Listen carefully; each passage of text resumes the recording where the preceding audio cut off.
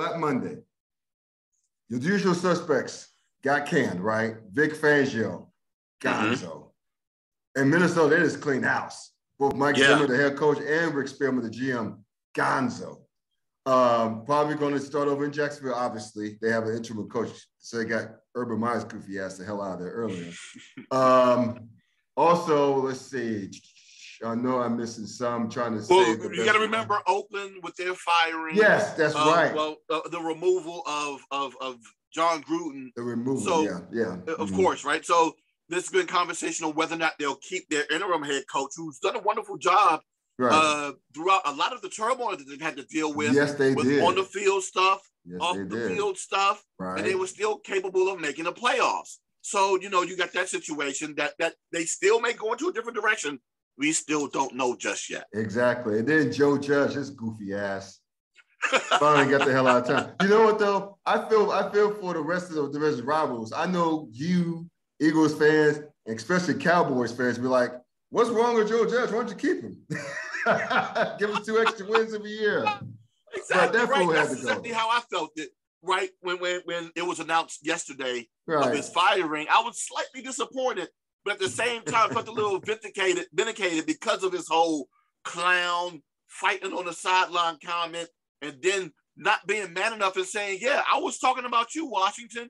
Yeah, yes, I'm talking about you." But he's like, "No, I was just talking about you." No, you know who you're talking about. Stop playing. Right. You make a comment about a team whose key defensive players were fighting on the sideline just a few weeks while you're leading to play them in a couple of days. Come on, man. The coincidence? I think not, but it is what it is. And this quarterback sneaking from his own near his own damn end zone twice in a row. He's like threw up the white flag. It's like, look, my team sucks. I suck. I want to get fired so I can get this money. I was baffled and happy at the same time. I'm like, what kind of play calling is this? But hey, it is what it is. It is I take the win. It is what it is. So Judge, I figured he was overwhelmed from the jump. I mean, from his introductory press conference, like, oh, this fool's a clown. So it didn't surprise me he lasted only 2 years. But the Giants had to do some soul searching because they've been a complete, speaking of clown shit, they've been a complete ass mess. The last how many years? 6, 7, 8, 9 years? Yeah, it's been a minute, and it's interesting that not only did they get rid of Joe Judge, they also got rid of their general manager Gettleman as well. Yeah, Gettleman. He needed to go a long time ago. I mean, the Panthers fans, they literally laughed out loud when they found out the Giants were hiring Gettleman's ass. I'm like, okay, you sure about that? They probably felt the same way about Washington hiring Ron Rivera too. Yeah, but I digress. Yeah, right. So I'm sitting there, but I mean, they got their own issues with Matt Rule. So, I'm shocked he's getting another year. I know he's a college coach. I know they want to give him time, but he's in over his head, man. I mean, first you get rid of Cam Newton. You should have gotten rid of Cam Newton in the first place. So you brought in Teddy Bridgewater, or as a buddy of mine called him, Teddy Two Gloves, he wears gloves on both hands. And, for some reason, they decided, this is a good idea to bring in Sam Darnold, who's still seeing ghosts, right? Yeah. Behind a very poor offensive line. Give up all these draft picks to get him. And then Christian McCaffrey, poor guy, he can't stay healthy to save his life. No. And, I'll tell you what, he did a good job on the defense, fixing that defense. Mm-hmm. He did a good job with that. But he's a clown show, too. He went through how many offensive coordinators? He's having to revamp his whole offensive staff because the owner, apparently David Tepper, is making him do so. And he's really upset that he gave him such a long contract. It was so much money. But, hey, there were other coaches out there, namely Eric Bieniemy, and a couple others. But, hey, what I know. What have I said on this show before about when owners and GMs pass up situations that might be better, right? Mm-hmm. You want to go ahead, cut your nose off to spite your face? So be it. You're going to end up right back in the same place you probably were 2-3 years from now. And in a lot of cases, that's exactly where we are. So all those coaches that passed on Eric Bieniemy, welcome back to Black Monday. Hey, it's been an exact same few months. Sadly, Houston, right? Yeah. and that's a black coach that unfortunately got the axe after a year. Another guy that had to deal with a lot of stuff in Houston. You lose your starting QB. You lose a lot of players. You're deep in the hole. You lose a lot of draft picks. And this is the situation that you're currently in. It's from the other coach. His fault. It's from the other coach. Yeah. And now I'm gonna be real. I didn't necessarily like the hire, but I was thinking, hey, if you're going to hire him, at least give him an opportunity, right? Correct. 1 year later, here we are again. Yeah. So my guess is, what do they go after the guy that they thought they missed out on last year and try to bring him in, or what? But there's one specific hire, of course, we're going to talk about later because there are a couple of more openings that happened too. Mm-hmm. And one of the ones I really want to talk about that shocked me, probably shocked you, and shocked a whole lot of people, was Brian Flores. That really shocked me. I mean, this is a team, I know he's like 24, 25 overall in 3 seasons, but the last 2 seasons have been winning seasons. Yeah.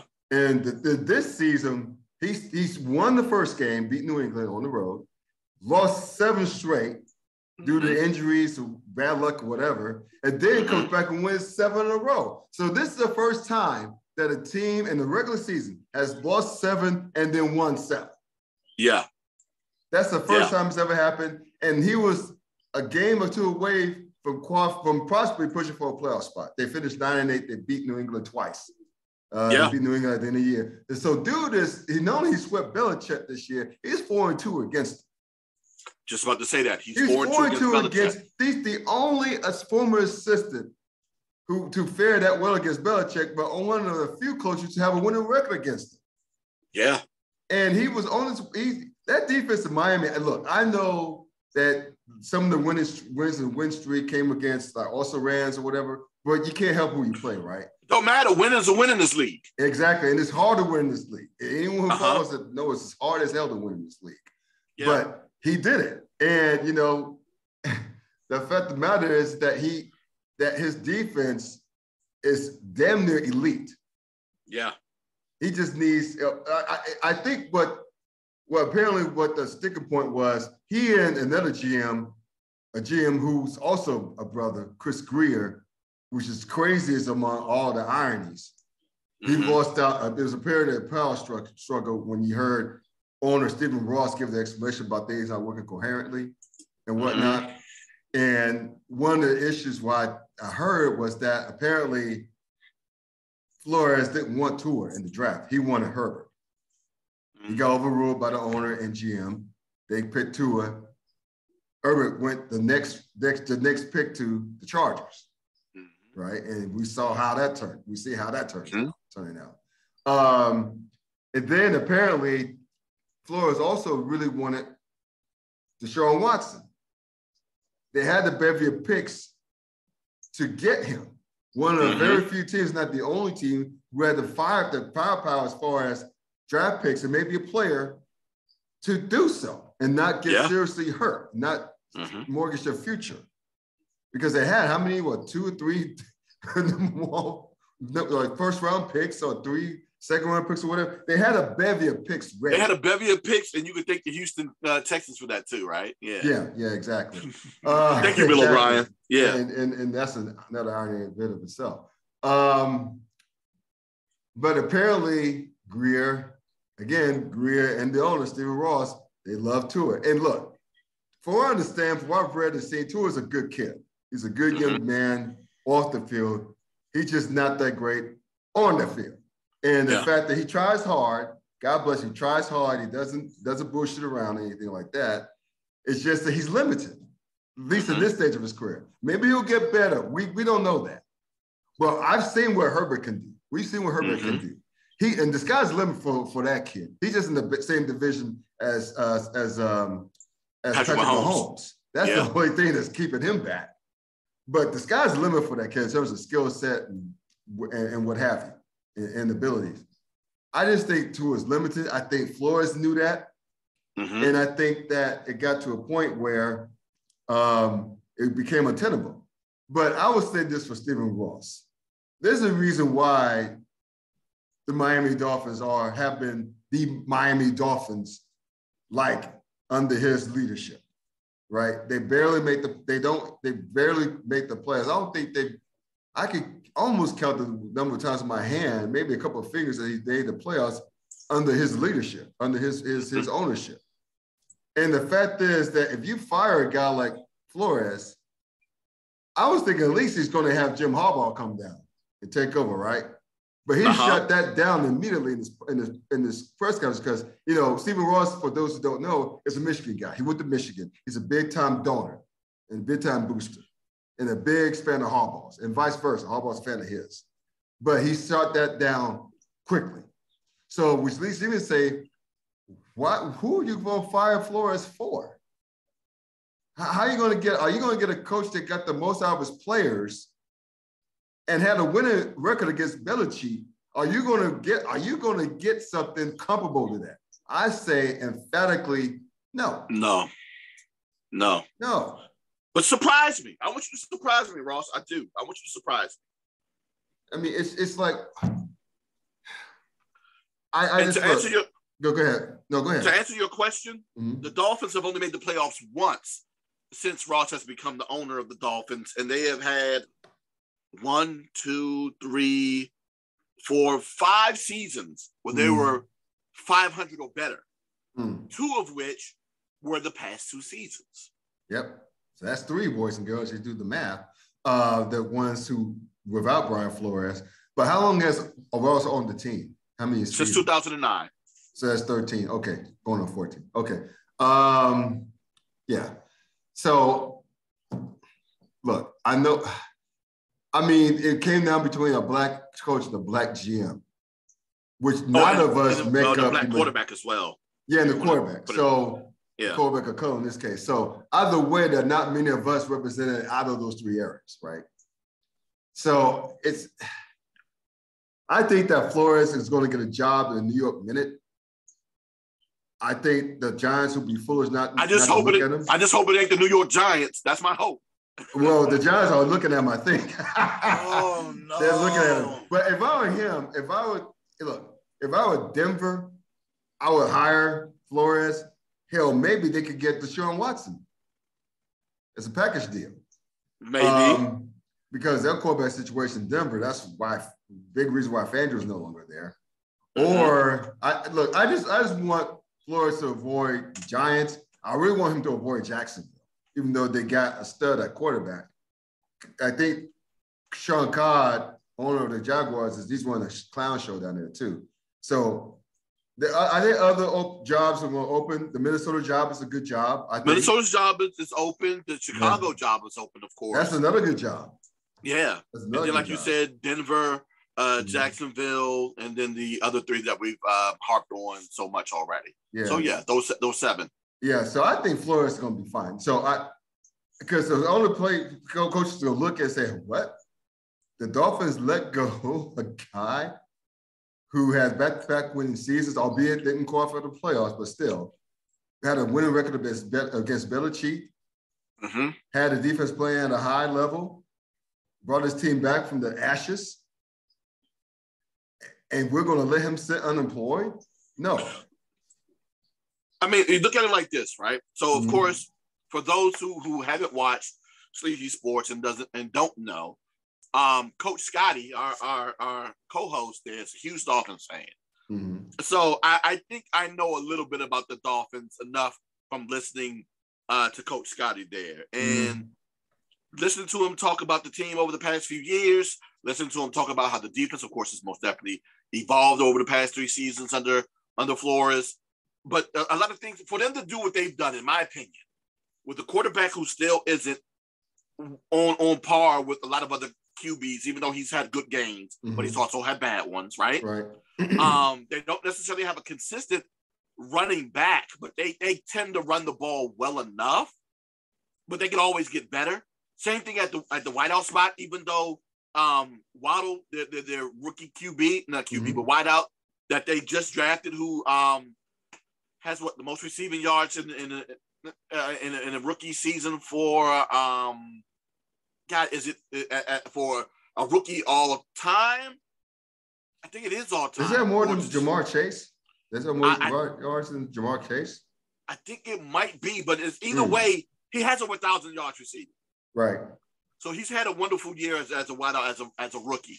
So offensively, they don't have it together. They can get it together because they have the assets to do so.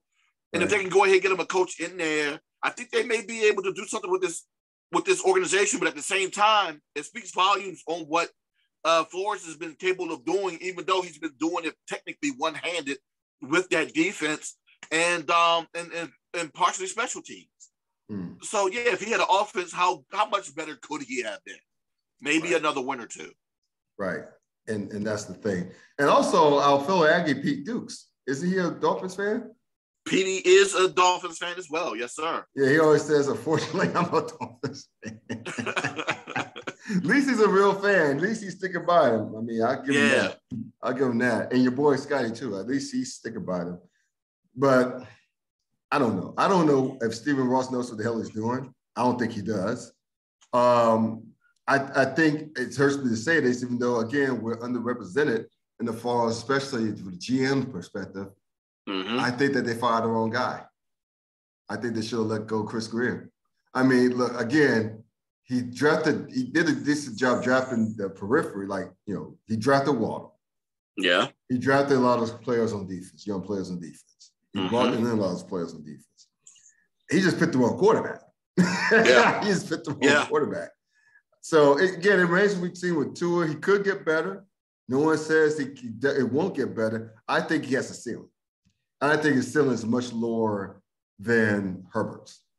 Oh, I completely agree with you there. But I'll say this, right? And, you know, whenever I get an opportunity to talk about the Washington football team, I'll do it. Because I've seen this movie before, right? I've seen this movie before. Right. An owner and a GM that likes the quarterback more than the head coach. Yeah. Where have we seen this before? Well, Robert Griffith III over Kirk Cousins? Well, not just Kirk Cousins, but one Mike Shanahan, because Mike did not want. Yeah, he didn't want him. Robert Griffin. Yeah, he liked Cousins better than Robert Griffith III. He actually liked Russell Wilson better. Oh, that's right. Yeah, that's the same draft. That's the same draft. Yeah, the thing was, you know, he didn't look at him as necessarily a first round pick and wanted to go elsewhere with the first round, fill another hole, the need that they had, and thought that they would probably be able to get him in the second or third round. Yeah. But of course, the owner still wanted Bob. They took Bob in the first round, and Mike was still looking. They traded up. He traded up for him. Yeah. Lost assets and traded up for him. The funny part was Mike was still looking to draft Russell in the third round. It just happened to be that the Seahawks got around to taking him before Washington had their pick, and that's where they eventually would end up taking Kirk Cousins. Yeah. So I've seen this movie before. It's been a little bit messier here, but it's the same movie. But I'm going to hope for the Dolphin fans there that it turns out better than what it turned out here, because it got real horrible here. Yeah, and the Dolphins are great fans. I was just watching football team. A lot of tradition in both places. Hell, people forget, and I'll move on from this quickly, but people forget that the Dolphins in the 1970s, they won the first three